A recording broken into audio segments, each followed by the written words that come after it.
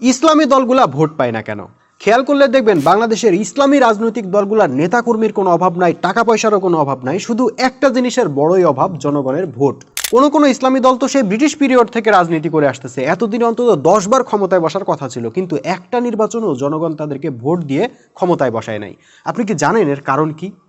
আসলে অনেক কারণ আছে, তবে মেইন কারণ হইল সকল ধরনের মানুষের সমর্থন পাওয়ার জন্য যে সার্বজনীন ও উদার দৃষ্টিভঙ্গি লাগে, সেইটা এই ইসলামী দলগুলোর নাই। তারা পোশাক আশাক, দাড়ি টুপি, শরীয়তের মাসলা মাসাইল ও কোরআন হাদিসের ব্যাখ্যা নিয়ে বাড়াবাড়ি করতে করতে ইসলামকে এতটাই সংকীর্ণ করে ফেলছেন, যেটার মধ্যে সব ধরনের মানুষ আর প্রবেশ করতে পারে না। নির্দিষ্ট ক্যাটাগরির কিছু মানুষ এসব ইসলামী দলে যোগ দিলেও অধিকাংশ মানুষই ভয় পায় যে এরা ক্ষমতায় আসলে তো কথা বলতে পারবো না, গান বাজনা শুনতে পারবো না, খেলাধুলা করতে পারবো না, দমবন্ধ একটা পরিবেশ তৈরি হয়ে যাবে। নারীরা ভয় পায় এরা ক্ষমতায় আসলে তো ঘর থেকেই বের হইতে পারবো না, ব্যক্তিগত লাইফের কোনো স্বাধীনতাই থাকবে না। অন্য ধর্মের মানুষ ভয় পায় এরা ক্ষমতায় আসলে তো আমাদের কোনো মানবাধিকারই থাকবে না।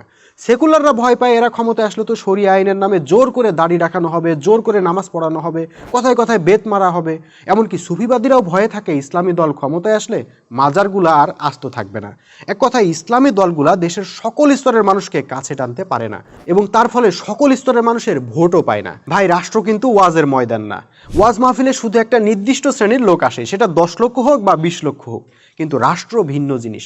ওখানে সব শ্রেণীর মানুষ থাকে, কাজে সব ধরনের মানুষকে যারা ধারণ করতে পারে একমাত্র তারাই রাষ্ট্র ক্ষমতায় যাইতে পারে।